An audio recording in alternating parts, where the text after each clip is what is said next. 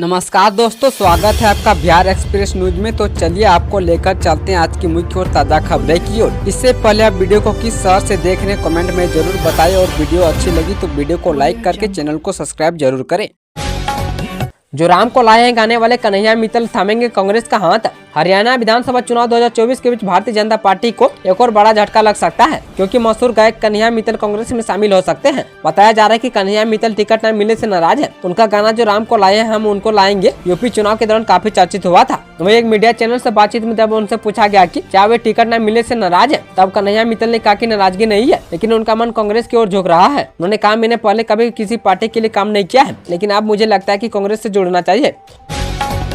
भागलपुर में जमीन की समस्याओं के लिए लगेगा कैंप। बिहार में जमीन सर्वे का काम जारी है। वहीं जिला बंदोबस्त पदाधिकारी ने रेतियों को सर्वे में लगने वाले कागजात की जानकारी शनिवार को दी। वहीं सलोना प्रखंड परिसर के सिल्क परीक्षण भवन में यह बैठक हुई, लेकिन हंगामे के साथ यह बैठक संपन्न हुई। वहीं अब प्रखंड कार्यालय में शिकायत पेटी लगा दी गई है, जिससे आम लोग जमीन से जुड़ी शिकायत डाल सकेंगे और उसका निपटारा अधिकारी के द्वारा किया जाएगा। अगर गलत दस्तावेज कोई रेत जमा करते तो यह कार्रवाई होगी। इसे लेकर भी जिला बंदोबस्त पदाधिकारी ने जानकारी दी है। वहीं भागलपुर के कालगांव के प्रखंड परिसर में स्थित ट्राइसम भवन में माह की 1 से 3 तारीख तक तीनों अंचल के अंचलाधिकारी हल्का कर्मचारी कैंप लगाकर भूमि संबंधित समस्याओं का निराकरण करेंगे। वहीं कैंप के दौरान पेंडिंग काम का निष्पादन किया जाएगा। पटना से उड़ान नहीं भरेगी आकाशा एयरलाइंस। आकाशा एयरलाइंस की पटना से उड़ान भरने की योजना स्थगित हो गई है। बीते फ्लाइट शेड्यूल में दिल्ली समेत भारत के बड़े शहरों के लिए आकाशा एयरलाइंस ने 4 जोड़ी फ्लाइट शेड्यूल किया था, लेकिन ना तो उनसे इस अवधि में अपनी फ्लाइट शुरू की और न ही पटना एयरपोर्ट पर अपने ऑफिस या बुकिंग काउंटर खोलने का प्रयास शुरू किया। वहीं एयरलाइंस की ऐसी निष्क्रियता देखकर पहले ही अनुमान लगाया जा रहा था कि उसके पटना आने में समय लगेगा, और कुछ लोग दशहरा दीपावली की भीड़भाड़ को देखते हुए विमान कंपनी द्वारा सितंबर-अक्टूबर में नए फ्लाइट शुरू करने की यह बात कह रहे थे। लेकिन 1 सितंबर से शुरू नई फ्लाइट शेड्यूल में ऑपरेटिंग टाइम शेड्यूल नहीं कर विमान कंपनी ने उन अनुमानों पर विराम लगा दिया है, और अब इस वर्ष पटना से आकाशा एयरलाइंस के शुरू होने की संभावना नहीं है।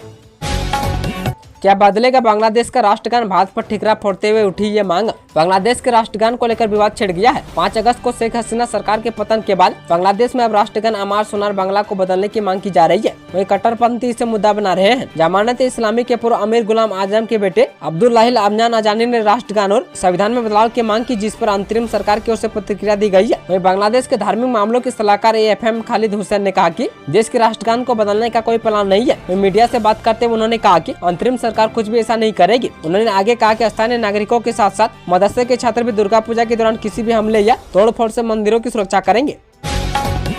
अब जज साहब को मिलेगी मुफ्त इलाज की सुविधा। बिहार के न्यायिक पदाधिकारी को पटना हाई कोर्ट के आदेश पर बड़ी सुविधा मिलने वाली है। अब 361 अस्पतालों में इन्हें कैशलेस इलाज का लाभ मिल पाएगा। उच्च न्यायालय के आदेश पर स्वास्थ्य विभाग ने इन अस्पतालों की सूची तैयार की है। अस्पतालों को सूचीबद्ध करने से पहले स्वास्थ्य विभाग की ओर से जिला स्तरीय टीम ने अस्पतालों का निरीक्षण किया है। वही न्यायिक पदाधिकारियों की ये सुविधा जल्द सुलभ कराई जाएगी। हाईकोर्ट के आदेश पर स्वास्थ्य विभाग ने राज्य के सभी DM को अस्पतालों को सूचीबद्ध करने का निर्देश दिया था। हाईकोर्ट के रजिस्ट्रार जनरल प्रदीप कुमार मालिक के आदेश पर जिलों में यह सूची अब तैयार कर ली गई है।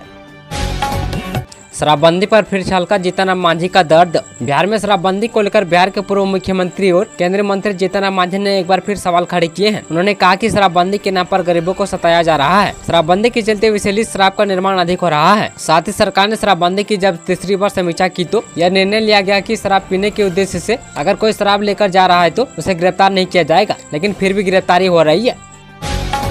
बिहार में चलते चलते 2 हिस्सों में बढ़ गई मगध एक्सप्रेस ट्रेन। बिहार में रेल हादसा हो गया है। बताया जा रहा है कि मगध एक्सप्रेस हादसे का शिकार हो गई है। कपलिंग टूटने से मगध एक्सप्रेस 2 भागों में बढ़ गई। वहीं दानापुर बक्सर रेल लाइन में टूटीगंज स्टेशन के समीप टाउन मगध एक्सप्रेस के डिब्बे 2 भागों में बढ़ गए। वहीं डिब्बों के 2 भागों में बढ़ते यात्रियों के बीच दुर्घटना की आशंका से अफरा तफरी मच गई। फिलहाल पुलिस जाँच में जुटी हुई है। बिहार के सभी अनुमंडल अस्पताल में फिजियोथेरेपिस्ट की होगी बहाली। बिहार सरकार ने फिजियोथेरेपिस्ट के लिए बड़ा कदम उठाया है। राज्य के स्वास्थ्य मंत्री मंगल पांडे ने घोषणा की है कि राज्य के सभी अनुमंडल अस्पतालों में फिजियोथेरेपिस्ट की नियुक्ति की जाएगी। उन्होंने कहा कि आजकल नसों और हड्डियों से जुड़ी विभिन्न बीमारियों के इलाज में फिजियोथेरेपिस्ट का बहुत महत्व है, और अब डॉक्टर भी फिजियोथेरेपिस्ट की सलाह पर बीमारियों का निदान करते हैं। स्वास्थ्य मंत्री मंगल पांडे ने कहा कि अभी तक फिजियोथेरेपिस्ट सिर्फ सदर अस्पताल, मेडिकल कॉलेज और राज्य के सुपर स्पेशलिटी अस्पतालों में काम कर रहे हैं, लेकिन अनुमंडल अस्पताल में फिजियोथेरेपिस्ट की नियुक्ति होने से ग्रामीण क्षेत्रों में रहने वाले लोगों को यह सुविधा मिल सकेगी। बिहार सरकार ने जारी किया नया नोटिस। बिहार सरकार के निर्देशानुसार भूमि सर्वेक्षण का काम चल रहा है। वहीं प्रदेश में चल रहे भूमि सर्वेक्षण के बारे में विस्तृत जानकारी प्राप्त करना जरूरी है। बिहार में भूमि सर्वे के लिए क्या जरूरी है और क्या नहीं है, इसके लिए बिहार भूमि अभिलेख एवं परिमाप निदेशालय ने बिहार भूमि विशिष्ट सर्वेक्षण को लेकर भूस्वामियों के लिए एक नोटिस जारी किया है। ललन सिंह का नेता प्रतिपक्ष पर हमला, तेजस्वी यादव की यात्रा को लेकर कही यह बात। जदयू नेता और केंद्रीय मंत्री ललन सिंह ने नेता प्रतिपक्ष तेजस्वी यादव को आड़ों हाथों लिया है। ललन सिंह ने कहा कि तेजस्वी यादव जहां चाहे वहां की यात्रा करे, लेकिन किसी को भी यहां यात्रा करने से कोई रोक टोक नहीं है, लेकिन उनकी यात्रा का रिजल्ट लड्डू ही आने वाला है। पटना समेत 7 जिलों में होगी बारिश और वज्रपात की भी संभावना। बिहार से अब जल्दी मानसून की विदाई होने वाली है। इससे विभिन्न जिलों में रुक रुक कर बारिश हो रही है। हालांकि शनिवार को प्रदेश में मानसून की गतिविधि कमजोर रही और दक्षिण बिहार के 1-2 हिस्सों में हल्के स्तर की बारिश दर्ज की गई, जबकि शेष राज्यों में मौसम शुष्क बना रहा। वहीं रविवार को राजधानी पटना में सुबह से काले बादल छाए हुए हैं। इस बीच मौसम विभाग के पटना केंद्र ने 7 जिलों के लिए बारिश की चेतावनी जारी की है। इसमें 4 जिलों के लिए येलो अलर्ट और 3 जिलों के लिए ऑरेंज अलर्ट जारी किया है। वहीं मौसम विभाग द्वारा जारी तत्कालीन पूर्वानुमान के अनुसार अगले कुछ घंटों में पटना, वैशाली और जहानाबाद के कुछ हिस्सों में बारिश हो सकती है। साथ ही मेघ गर्जन और वज्रपात की भी प्रबल संभावना है, जिसे देखते हुए मौसम विभाग ने इन जिलों के लिए ऑरेंज अलर्ट जारी किया है। पटना जू के मुख्य फाउंटेन के डिजाइन में बदलाव लगाया जाएगा। इको पार्क जैसा फाउंटेन।